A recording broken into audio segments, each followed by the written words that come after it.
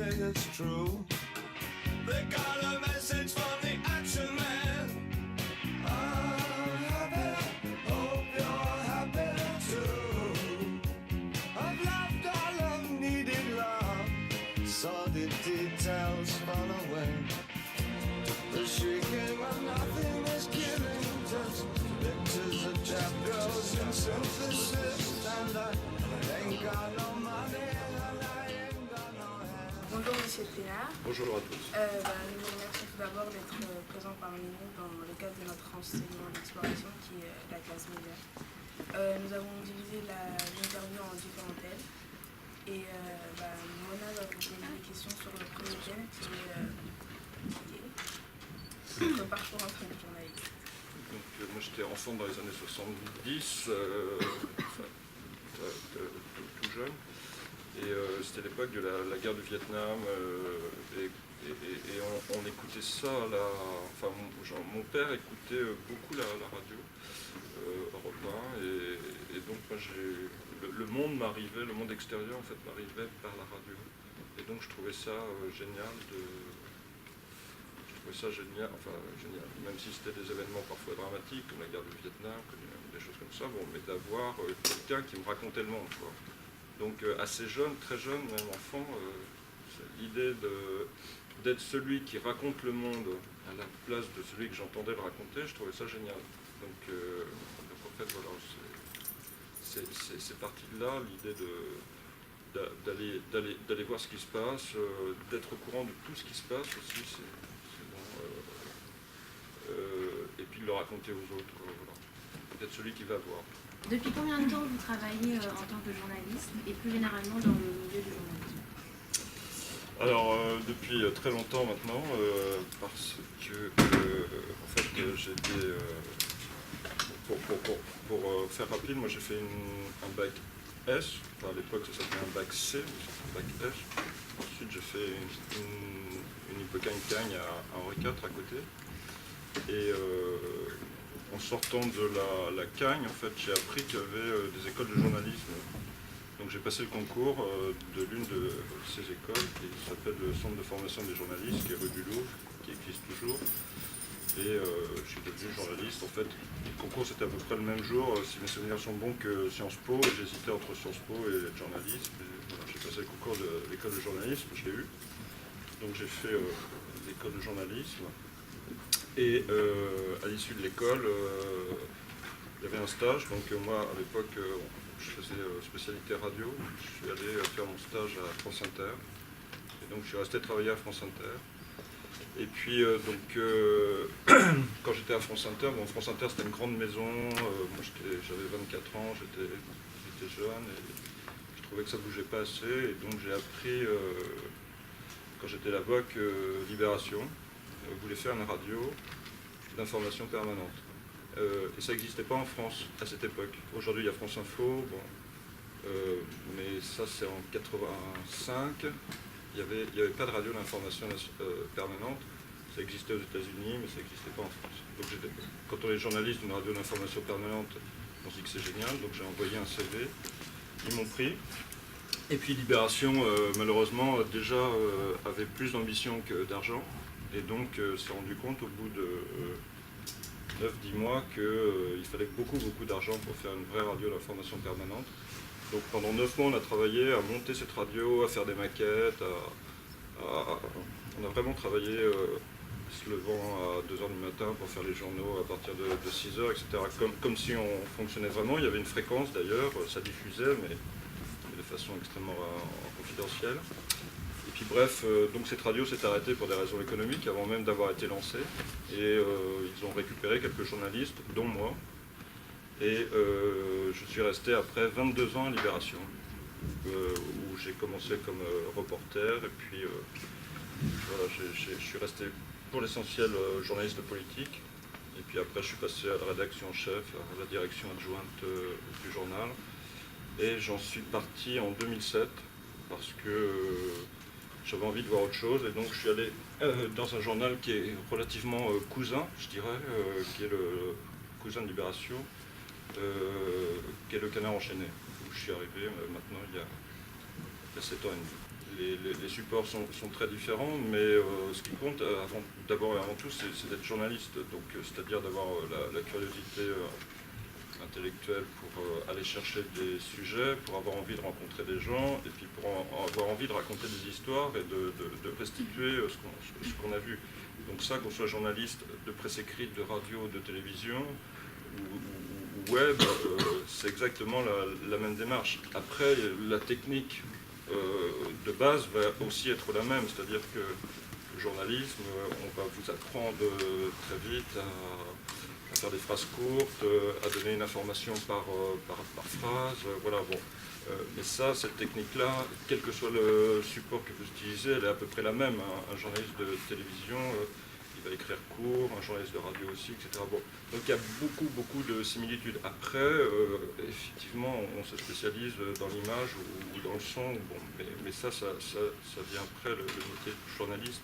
Il a un tronc commun quand même assez large. Je dirais que l'essentiel, c'est d'avoir de la curiosité, quels que soient les domaines, d'avoir de la curiosité, puis d'avoir un appétit pour l'actualité, quoi. Parce que, d'abord, la sélection dans les écoles de journalisme, pour ce qui est des concours, etc., l'épreuve d'actualité, quelles que soient les écoles, sera toujours extrêmement importante.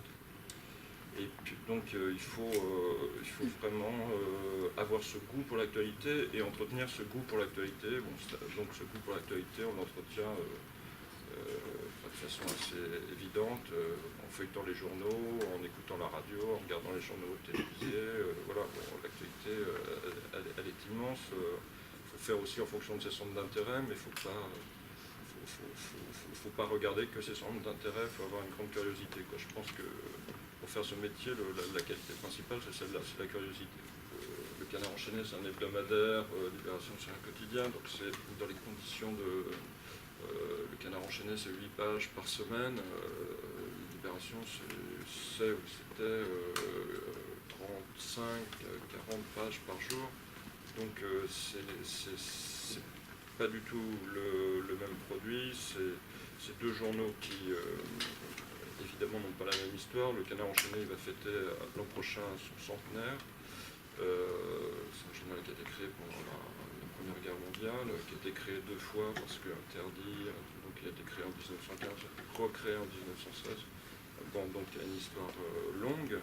Le Canard, sa principale caractéristique, c'est marqué sous le titre Canard enchaîné, c'est un journal satirique. Donc c'est aussi un journal qui prend le monde au sérieux, mais qui a beaucoup de distance quand il relate des faits, c'est-à-dire la satire, ça permet de dire des choses de façon un peu distanciée, de façon un peu ironique, voilà, de ne pas prendre des choses trop au sérieux, de ne pas se prendre trop au sérieux non plus. Et c'est une démarche qui rejoint un peu celle qu'a Libération à ses origines. Donc, le journal appartient à ses journalistes, donc ça donne une grande liberté. Pourquoi? Parce que si le journal appartient à un grand financier, ce grand financier va vouloir d'une façon ou d'une autre intervenir, se peser sur la ligne rédactionnelle. Et si le journal vit de la publicité, comme aujourd'hui, on reviendra peut-être l'essentiel des journaux, il va forcément se préoccuper de ses annonceurs. Pourquoi? Parce que si vous achetez des pages de publicité dans un journal et que ce journal raconte par ailleurs que l'entreprise qui est la vôtre, en fait les conditions de travail sont absolument abominables ou un tel en a mis dans sa poche, etc., l'annonceur il ne va pas du tout être content. Donc il va retirer ses budgets publicitaires dans le journal. Si les budgets publicitaires sont énormes, ça va peser sur le compte d'exploitation et les résultats financiers du journal. Je prends un exemple très concret. Par exemple, Libération, comme tous les journaux aujourd'hui, la publicité de luxe prend une grande place dans les budgets publicitaires. Donc, tout ce qui est mode, les Chanel, les Armani, les Dior, les LVMH, etc. Aujourd'hui, c'est une grande partie de la publicité des médias en général. Donc dans les années 90-2000, Libération a fait un article sur la famille Wertheimer qui est propriétaire de Chanel. Parce que la famille Wertheimer, enfin ne sais plus quel élément de la famille, dans une luxueuse maison dans le Calvados, employait au noir des jardiniers qu'il traitait en termes sociaux de façon moyenne. Donc Libération a raconté ça. Chanel a coupé pendant des années le budget pub de Libération. C'est-à-dire il n'y a plus eu une pub Chanel dans Libération. Canard enchaîné, c'est un journal qui appartient à ces journalistes. Il n'y a aucun autre actionnaire extérieur au journal. Et le Canard enchaîné a la chance d'être à peu près le dernier journal en France. Il y en a quelques autres, j'exagère, il y a Charlie Hebdo, qui vit sans publicité. Donc on a une liberté totale, c'est-à-dire la seule pression qu'on subit, c'est celle de nos lecteurs, qui sont nos acheteurs et qui font nos recettes. C'est-à-dire, si les lecteurs ne se retrouvent pas dans le Canard, ils ne vont pas dépenser 1,20 €, parce que, ou plutôt ils vont l'acheter une fois, puis ils ne le rachèteront pas, et donc là on aura des manques à gagner. Mais nous, on peut écrire sur Chanel, on peut écrire sur ce qu'on veut, à condition évidemment de ne pas dire n'importe quoi, parce que ça c'est pas parce qu'on n'a pas d'annonceur qu'il faut raconter n'importe quoi, mais voilà, on n'est pas dépendant, on est dépendant financièrement que de nous, et donc ça nous rend moins sensibles aux pressions en général, économiques, politiques, que d'autres journaux. Donc là aussi il y avait un cousinage, je fais une digression avec les noms, il y avait un cousinage entre Libération et le Canard de ce point de vue-là. On dépend de nos lecteurs. Donc si le produit ne plaît pas aux lecteurs, là la sanction elle est immédiate, c'est moins de ventes, et si c'est moins de ventes, c'est moins de recettes, et voilà. Bon. Donc le Canard économiquement, il y a eu quelques phases où les ventes ont été moins importantes, en particulier quand il y a eu l'alternance en 1981, parce que le Canard, donc c'est un journal satirique, donc il se moque un peu de tous les pouvoirs, mais qui essaye d'informer sur tous les pouvoirs. On n'est pas simplement dans la moquerie, on essaye aussi de raconter les coulisses des pouvoirs, ce que les pouvoirs généralement ne veulent pas raconter, et donc il y a toute une partie enquête du Canard, investigation comme on dit aujourd'hui en ayant pris ce mot aux Anglais, mais des enquêtes tout simplement. Et donc le Canard, son identité, c'est ces deux choses-là, c'est la satire en général, mais la satire qui repose sur des faits, et donc l'enquête pour raconter les coulisses du pouvoir ou des pouvoirs, parce que c'est beaucoup de politique le Canard, mais c'est pas que de la politique. Et donc il faut que sur ces deux secteurs-là, sur ces deux piliers de l'identité du journal, nos lecteurs s'y retrouvent, quoi. Voilà. Donc si la satire tombe à plat, si on leur fournit pas suffisamment d'informations sur les coulisses du pouvoir, il peut y avoir la désaffection, et donc j'en reviens à 81. 81, ça a été une épreuve pour le journal, parce que le journal, dans les années qui précèdent l'arrivée de Mitterrand au pouvoir, donc dans les années Giscard, avait été particulièrement, comment dirais-je, solide sur les dessous, les coulisses du septennat de Giscard. Et donc il y a plusieurs affaires concernant le président Giscard d'Estaing qui ont été sorties par le Canard enchaîné, dont la plus célèbre qui est l'affaire des diamants, où Giscard d'Estaing se serait vu remettre un diamant par Bokassa, qui était un potentat africain. Voilà, il y a eu plusieurs grosses histoires, parce que c'était aussi un septennat où il y a quand même eu beaucoup de faits divers liés au pouvoir, de l'assassinat d'un ministre dans un parking, etc. Je vous passe tout ça.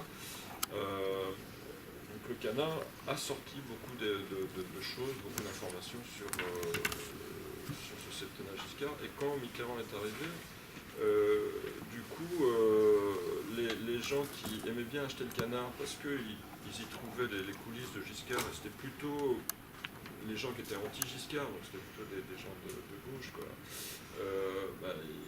Quand le Canard s'est